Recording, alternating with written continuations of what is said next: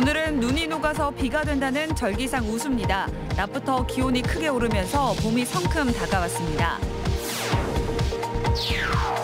코로나19의 여파로 취업 시장에도 이상 기류가 감돌고 있습니다.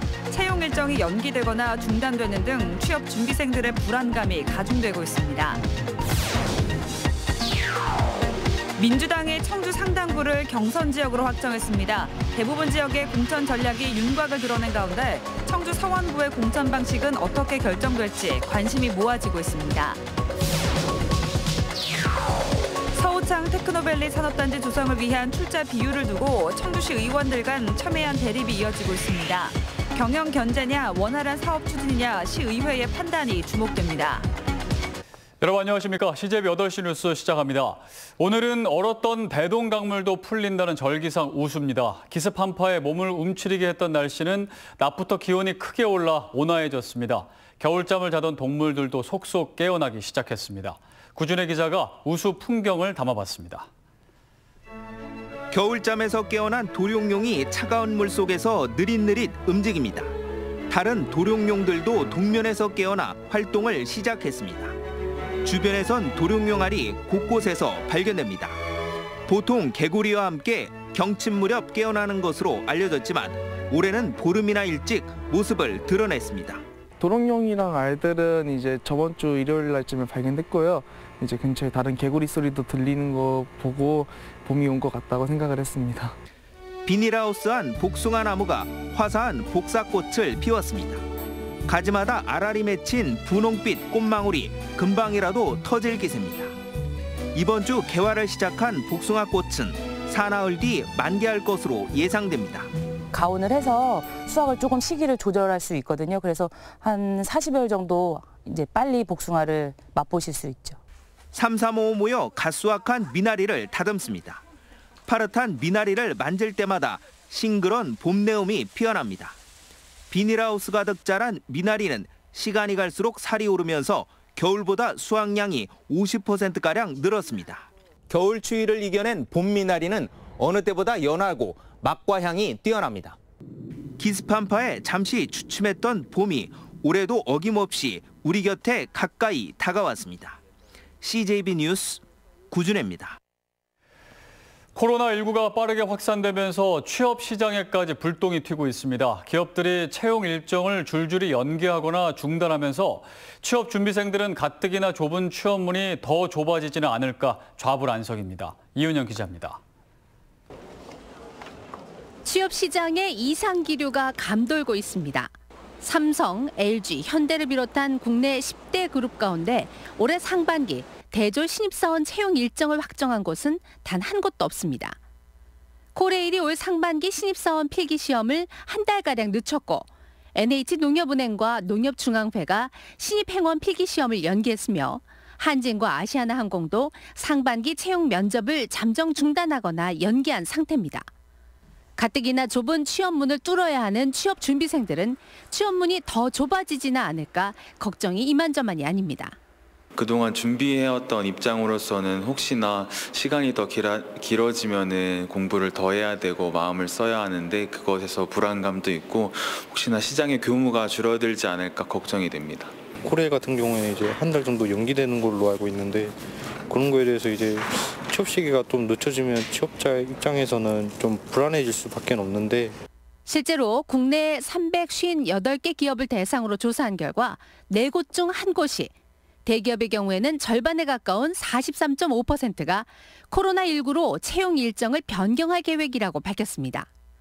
채용 일정 자체를 연기한다는 답변이 64%, 채용 규모 최소화가 18%, 상반기 채용을 아예 취소하겠다는 응답도 12%를 차지했습니다. 대규모 인원이 모여서 치러야 하는 필기시험과 면접은 기업 입장에서도 큰 부담이 될 수 있기 때문입니다. 대기업에 이어 중소 중견기업의 채용 일정에도 연쇄 파장 가능성이 높아지면서 도내 대학들도 취업 지도에 비상이 걸렸습니다. 신종 코로나 바이러스 영향으로 인해서 공기관과 기업들이 채용의 시기를 늦추거나 조정하고 있어서 학생들이 좀 혼란스러워하고 있고요. 또 취업 지도에도 어려움을 겪고 있습니다. 코로나19가 올해 상반기 취업 시장에 최대 변수로 작용할 전망입니다. CJB 뉴스 이윤영입니다. 대구 경북에서 코로나19 확진자가 속출하며 지역사회 감염에 대한 우려가 높아진 가운데 충북에선 아직 특이 동향이 없는 것으로 파악됐습니다. 충청북도는 코로나19 발생 이후 도내 의심 환자 115명 가운데 113명이 관리 대상에서 이미 해제됐고 자가격리와 능동감시를 받던 나머지 2명도 오늘 자정을 기해 관리 대상에서 제외됐다고 밝혔습니다. 도내에서 코로나19 진단검사를 받은 주민 264명 중 248명은 음성 판정을 받았고 16명은 검사가 진행 중입니다. 민주당이 청주 상당 선거구를 경선 지역으로 확정하면서 집권 여당의 충북 공천 전략은 이제 거의 다 윤곽을 드러냈습니다. 8개 선거구 가운데 7개 선거구의 공천 방식을 결정한 건데 유일하게 청주 서원구만 뜸을 들이고 있습니다. 조상우 기자입니다. 민주당 공천관리위원회가 청주 상당구를 경선 지역으로 확정하자 정정순, 김현근, 이현웅, 3명의 예비주자는 일제히 환영하며 선의의 경쟁을 다짐했습니다. 정정순 전 충청북도 행정부지사는 표의 확장성을 강조했습니다. 지역도 잘 이해하고 있고 중앙도 경험도 있고 정치도 해봤으니 이제는 지역으로 해서 국회에 가서 일을 할 수 있겠다. 김현근 전 한국가스안전공사 사장은 민주당의 적통임을 내세웠습니다. 민주당으로서의 정체성을 확실히 하면서 당을 위해서 기여한 후보를 당원들이 알아줄 것이다. 이현웅 전 한국문화정보원장은 세대 교체의 상징이 되겠다고 밝혔습니다. 도시정책의 전문가이고 빅데이터의 전문가입니다. 데이터에 기반해서 청주를 발전시킬 수 있는 가장 적합한 후보라고 생각합니다. 청주 상당이 더해지면서 민주당의 경선 선거구는 앞서 결정된 제천 단양과 보은옥천 영동 괴산까지 모두 3곳으로 늘었습니다. 추가 공모가 결정된 3곳 가운데 청주 흥덕과 청원은 신청자가 없어 현역 의원 2명의 출마가 기정사실이 됐습니다. 증평 진천 음성은 이모선 전 경찰청 차장이 공천 신청서를 제출하면서 공천 방식이 초미의 관심사로 떠올랐습니다. 5명이 경쟁한 충주는 김경욱 전 국토교통부 2차관이 단수 후보로 결정된 상태입니다. 하지만 오재세 의원과 이광희 전 도의원, 이장섭 전 정무부지사가 경쟁하는 청주 서원구는 아직 공천 방식을 결정하지 못하고 있습니다. 이번 선거에서 청주 서원구가 승부처가 될 것이란 전망 속에 민주당이 본선 경쟁력과 세대 교체 명분 사이에서 고민 중인 걸로 보입니다. CJB 뉴스 조상우입니다. 지난해 법 개정을 통해 자치단체의 출자 출연 기관에 대한 감시권을 부여하는 출자 비율이 50%에서 25%로 하향됐는데요. 서오창 테크노밸리 조성을 위한 청주시의 지분 비율을 두고 청주시 의회가 지역구별로 첨예하게 맞서고 있습니다. 조용관 기자입니다. 청주시 오창읍 용두리 인근 부지입니다. 청주시는 2022년까지 2,200억 원을 들여 99만 제곱미터 규모의 산업단지를 조성하기로 하고 특수목적법인에 20%의 지분을 참여하기로 했습니다. 하지만 시의회 도시건설위원회는 지분율을 25%로 높여 경영실적 평가와 행정 사무감사권을 통한 사업에 대한 감시 강화를 요구했고 전국 지방의회 어디나 의회의 감시 사각에 존재하는 20% 출자 동의가 있습니다. 기초의 기능과 역할 밖에 존재하고 있습니다. 오창 지역 시의원들은 청주시의 요청대로 20%로 가결해 감시 대신 원활한 산단 조성에 힘을 실어주자는 수정안을 냈습니다. 주식회사 하나 도시개발은 출자 비율 25% 결정되면 과도한 규제 등의 사유로 사업을 포기하겠다는 의사를 밝혔습니다. 서우창 테크노밸리 출자권은 지난해 9월에도 논란이 됐습니다. 당시 도시건설위원회는 시행업체에 대해 기업유치 확약서를 제출하라며 안건 부의를 거부했습니다. 이제 25%로 선례가 남게 되면 지속적으로 25%에 대해 조례를 제정할 수밖에 없고 이런 선례는 향후 산업단지 조성에 많은 걸림돌이 될 것 같습니다. 청주시의 산업단지 미분양률은 0.03%. 사업 추진에 대한 감시가 필요하다. 부족한 산단 조성에 속도를 내야 한다라는 이견 속에 서우창 테크노밸리 출자 비율 결정은 다음 달 임시회로 또 미뤄졌습니다. CJB 뉴스 조윤광입니다. 네, 길을 다니다 보면 전동 휠체어를 탄 분을 심심치 않게 볼 수 있는데요. 고령 인구 증가로 편리한 이동을 돕는 전동 휠체어에 대한 수요가 늘어나고 있는 것인데 제품별 성능에는 차이가 있는 것으로 나타났습니다. 김기수 기자의 보도입니다.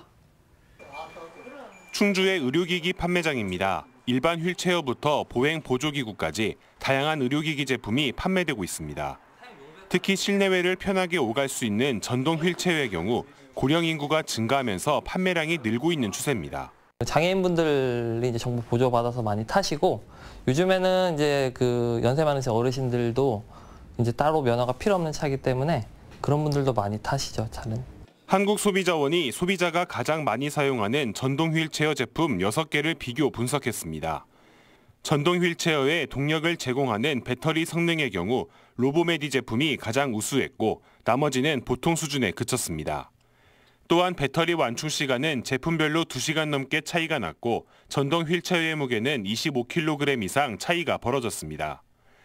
차체 쏠림 여부나 방향 전환 반응 속도 등 주행 편리성에선 모든 제품이 양호하거나 상대적으로 우수했습니다.